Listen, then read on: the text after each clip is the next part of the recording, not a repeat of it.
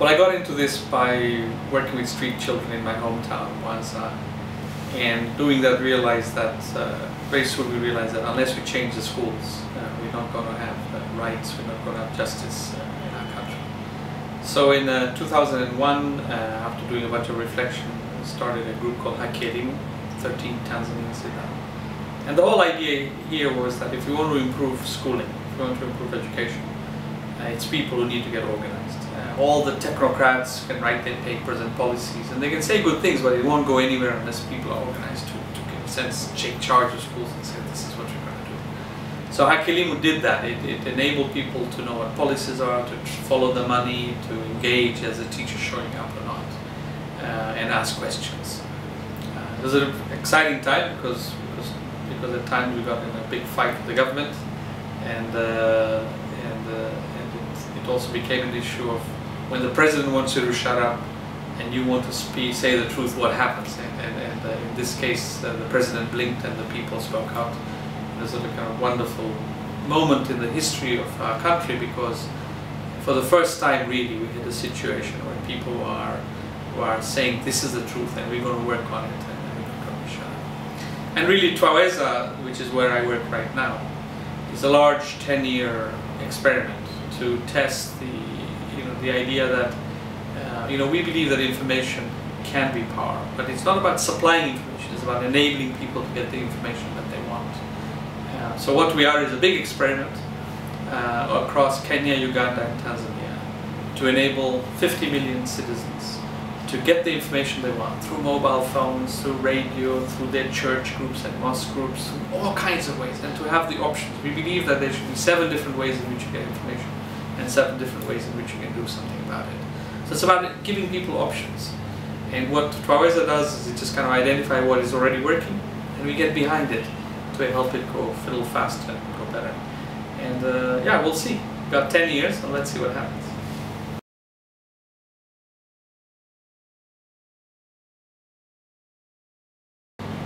What Haki Elimu did was enable millions of people in Tanzania to know what's going on, so that they could get engaged, so that they could ensure that they were not taken for a ride, so that when the leader said this was the truth and it wasn't, they could say, hey, hold on, that's not the case. And that's tremendously empowering, and that happened in all kinds of ways across the country, with hundreds of thousands of millions of people being able to do that, to ask questions for the first time, to know more. And for the first time, to be able to, their great impact was to be able to say, we can't be taken for a ride.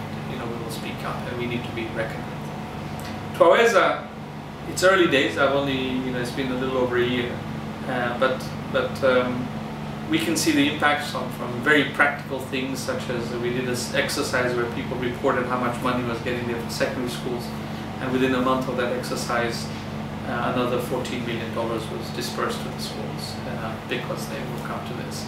We did an exercise on showing that how for 10 years nothing on food or nutrition, and by simple food fortification we could save 60,000 lives.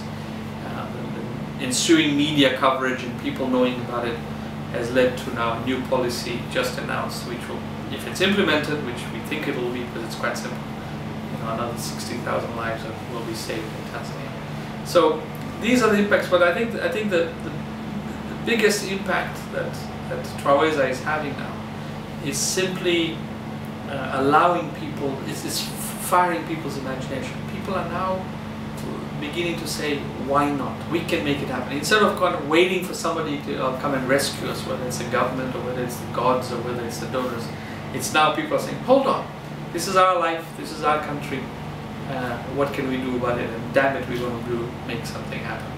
That's probably the biggest impact. Because it's fun, because I enjoy it, because it's a life worth living. I think you get to meet some amazing people in the process. You get to really think hard. It's not easy. There are lots of templates out there that are clunky and don't work, and it's so easy to just keep doing more of the same over and over again. But the way I've been lucky enough that I've had the space and the opportunity to think differently, to imagine things, to experiment, to try new things. Sometimes they work, other times they don't. You kind of learn, live, and move on.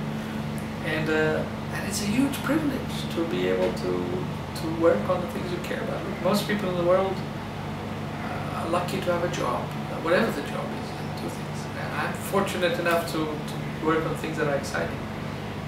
Meet, and you learn new things every day. And the best moment is when you see and when people come to you and say, "Hey, I did this thing, and I got that idea from something you wrote, or something that I saw on TV inspired me to do." That's the most delicious moment, and it happens every day.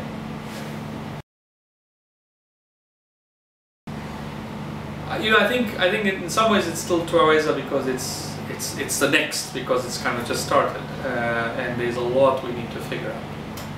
One thing that I think is really important, and I'm excited about, and I'm also very serious about, is the learning. There's a lot of things we don't know how well they'll work. What really is the connection between information and change? Under what circumstances does it work and doesn't work?